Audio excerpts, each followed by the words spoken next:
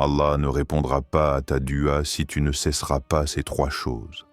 Assalamu alaykum wa rahmatullahi wa barakatuh, chers frères et chères sœurs en islam.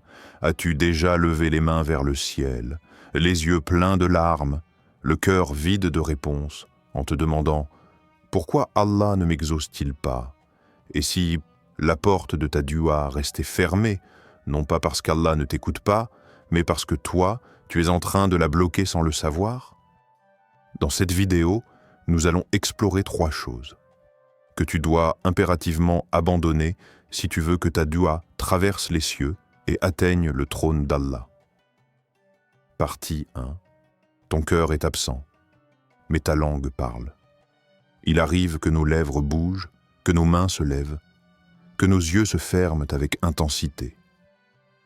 Mais à l'intérieur, tout est silencieux, tout est vide. Le prophète Muhammad a dit « Allah n'exauce pas l'invocation d'un cœur inattentif, distrait ». Hadith rapporté par Tirmidhi. C'est un avertissement, mais aussi une révélation, parce que cette parole nous confronte à une réalité que nous fuyons souvent. Combien de fois invoquons-nous Allah sans vraiment lui parler?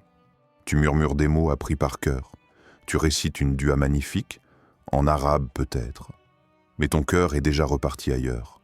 Ton corps est tourné vers le ciel, mais ton âme, elle, regarde le sol. Et dans cet écart invisible entre la langue et le cœur, la connexion est perdue, car faire dua, ce n'est pas un rituel. Ce n'est pas une obligation mécanique.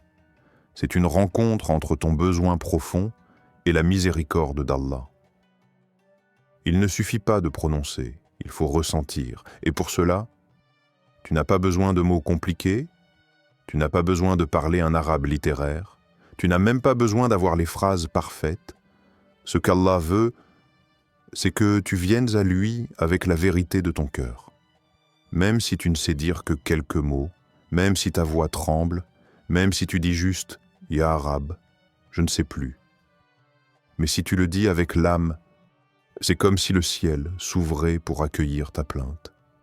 Il y a des moments dans la vie où les mots sont petits, où les phrases sont faibles, mais le silence chargé de douleur que tu adresses à Allah, ce soupir, ce regard vers le haut, ce battement de cœur désespéré, peut valoir 1000 invocations, et parfois ton invocation la plus puissante. Ce n'est pas ce que tu dis, c'est ce que tu ressens profondément quand tu le regardes avec ton cœur. Allah n'est pas loin, il n'est jamais sourd. Mais il veut que tu viennes à lui en tant que serviteur vivant, pas en tant que robot religieux. Il veut que tu sois présent, non pas parfait, que tu sois vulnérable, non pas éloquent. C'est dans ce moment d'abandon, dans cette humilité nue, que l'invocation devient lumière, et le Coran vient poser les mots justes sur ce mystère spirituel. Et quand mes serviteurs t'interrogent sur moi, alors certes, je suis tout proche. Je réponds à l'appel de celui qui m'invoque lorsqu'il m'invoque. Sourate Al-Baqarah 286. Lis bien ces mots. Je suis tout proche, pas distant, pas occupé, pas inattentif, tout proche. Mais à une condition, lorsqu'il m'invoque, pas lorsqu'il récite, pas lorsqu'il répète sans savoir, mais lorsqu'il m'invoque avec son être. Alors, avant de prononcer ta prochaine dua, arrête-toi un instant, ferme les yeux, pose ta main sur ton cœur. Et demande-toi, est-ce que je ressens ce que je dis? Car si ton cœur ne bat pas avec tes paroles, c'est comme si tu parlais à une porte fermée. Mais si ton cœur saigne, si ton âme s'abandonne à Allah, même sans mots, ta dua est une flèche qui monte vers le trône. Ne dis pas beaucoup, ressens beaucoup. Ne cherche pas la forme, cherche la vérité. Et Allah te répondra, non pas parce que tu as bien parlé, mais parce que tu étais présent quand tu l'as appelé. Partie 2. Ton quotidien était nourri de l'illicite. Tu lèves les mains, tu pleures, tu répètes « Ya Allah, Ya Rab ». Mais le ciel reste muet. Aucune brise, aucune réponse. Et peut-être que ce silence n'est pas une punition, mais un rappel silencieux. Tu veux qu'Allah t'exauce? Mais as-tu regardé d'où vient ce que tu manges, ce que tu bois, ce que tu portes? La beauté d'une dua n'efface pas la saleté du quotidien. Tu peux prier avec force. Tu peux faire des invocations longues, émouvantes. Mais si l'argent qui nourrit ton assiette est entaché d'injustice, de tromperie ou d'illicite, alors chaque bouchée devient un mur invisible entre toi et l'exaucement. Le prophète nous a montré cette image saisissante. Un homme en voyage, seul, éreinté, son visage couvert de poussière, ses habits sales, son cœur rempli de désespoir. Il lève les mains vers le ciel. « Ya Rabbi, Ya Rabbi !» Mais malgré la douleur, malgré la sincérité apparente, il n'est pas exaucé. Pourquoi? Son manger est haram, sa boisson est haram, ses vêtements sont haram. Sahih Muslim. C'est glaçant. Cela nous dit une vérité dure mais juste.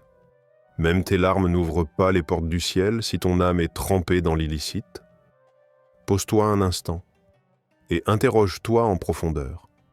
Le salaire que je reçois est-il pur?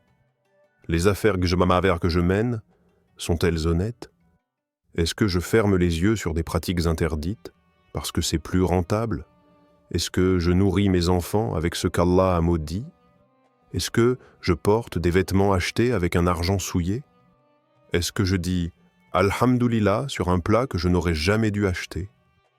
La réponse à tes duas dépend peut-être de ce que tu tolères dans ton quotidien. Et le plus triste, c'est que parfois, on s'habitue à l'illicite sans même s'en rendre compte. On dit « Tout le monde fait pareil ». On se dit « Allah est miséricordieux ». Mais Allah est aussi juste.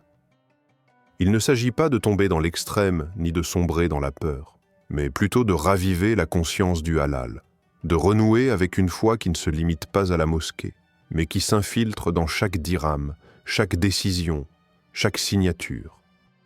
Le Coran te parle et t'interpelle clairement. Ô vous qui avez cru, mangez des bonnes choses que nous vous avons attribuées et remerciez Allah si c'est bien lui que vous adorez. Sourate Al-Baqarah 272. Ce n'est pas une simple recommandation. C'est un ordre d'amour et de clarté. Manger halal, boire halal, vivre halal, c'est construire un chemin pur entre toi et Allah. Chaque repas devient un acte de foi. Chaque contrat devient un test de loyauté. Chaque dinar devient une preuve de ton attachement à la justice divine. Et sais-tu ce qui est magnifique dans tout cela? C'est que le halal a une lumière. Oui, quand tu purifies ton revenu, quand tu refuses de gagner par des moyens douteux, quand tu fais le choix du juste, même si c'est difficile, tu verras une lumière intérieure grandir. Ton cœur devient plus léger, tes prières plus profondes. Et surtout, ta dua recommence à vibrer. Elle trouve de nouveau un écho dans les cieux. Alors si tu sens que tes invocations n'ont plus de poids, si tu cries et que tout reste silencieux, ne doute pas d'Allah. Regarde plutôt ce que tu laisses entrer dans ton corps. Car parfois, ce que tu manges bloque ce que ton âme veut recevoir. Purifie ton quotidien. Et tu verras, ta voix retrouvera le ciel. 3 parties 3. Tu t'impatientes et tu abandonnes. Tu fais dua. Encore et encore. Tu lèves les mains, tu insistes, tu répètes. Mais les jours passent, les semaines glissent et rien ne bouge. Tu regardes autour de toi, tu scrutes le ciel, tu écoutes, mais tout semble vide, froid, silencieux. Et doucement, une pensée dangereuse s'insinue dans ton cœur. Peut-être qu'Allah ne m'écoute plus. Alors tu laisses tomber. Tu ne pleures plus comme avant. Tu ne te lèves plus la nuit. Tu ne parles plus à Allah avec cette fièvre d'âme. Et sans t'en rendre compte, tu tournes le dos à celui qui n'a jamais cessé de t'écouter. Mais sais-tu ce que le prophète a révélé à ce sujet? Il a dit « Allah répond à l'invocation de chacun tant qu'il ne se précipite pas. » Les compagnons demandèrent « Qu'est-ce que la précipitation ?» Il répondit « C'est lorsqu'on dit « J'ai invoqué, mais je n'ai pas été exaucé. » alors il cesse d'invoquer. Hadith Sahih. Tu vois, le problème n'est pas le silence d'Allah, mais l'abandon de ton appel. C'est quand tu dis « il ne m'a pas répondu ». C'est quand tu décides que ton invocateur intérieur n'a plus de voix. C'est à ce moment précis que la dua s'interrompt. Pas parce qu'Allah t'a oublié, mais parce que tu as laissé tomber juste avant que la miséricorde ne descende. Tu ne vois peut-être rien, mais là-haut, les anges enregistrent. L'univers bouge, doucement. Les plans invisibles se construisent. La patience dans la dua, ce n'est pas juste attendre. C'est croire sans voir. C'est parler dans le noir, en étant sûr que la lumière viendra. C'est semer chaque prière dans un sol invisible et attendre la pluie d'Allah. Tu veux une preuve que ta dua est entendue, tu veux une certitude. Écoute ce que dit le Coran. Et quiconque place sa confiance en Allah, il lui suffit. Sourate At-Talaq 65.3. Il te suffit. Pas une partie, pas un peu. Il suffit. C'est-à-dire, quand tu continues d'invoquer, même sans réponse apparente, tu es déjà entre ses mains. Peut-être qu'Allah ne te donne pas ce que tu demandes parce qu'il te prépare à mieux. Ou peut-être qu'il te garde dans l'état d'invocation parce que c'est le seul moment où ton cœur est vivant. Et parfois, ta dua ne change pas ta vie extérieure, mais elle change ton destin intérieur. Elle efface un mal, elle protège, elle purifie. Allah ne te prive jamais d'un bien. Il te préserve. Regarde autour de toi. Combien de prières exaucées as-tu oubliées? Combien de fois Allah t'a sauvé sans que tu t'en rendes compte? Alors, pourquoi douter maintenant? La patience dans la dua, c'est l'amour silencieux. C'est dire « Ya Rab » même quand tu n'as plus de mots. C'est te réveiller à l'aube même si tu n'entends toujours rien. C'est t'accrocher même quand ton cœur dit de lâcher, et sache ceci, chaque fois que tu prononces son nom, quelque chose change, continue. Même si tu ne comprends pas, même si tu ne vois pas, continue. Parce que ton appel façonne ton avenir, nettoie ton passé et fortifie ton lien avec Allah. Prière Ya Allah, nous revenons à toi, fatigués mais confiants. Purifie nos cœurs des distractions, purifie nos vies de ce qui est illicite, donne-nous la patience, même quand le silence dure. Ne détourne pas ton regard, même quand nous avons failli, et accorde à chaque âme qui écoute une réponse, un soulagement, une lumière. Amin. Ya Rab al-Alamin.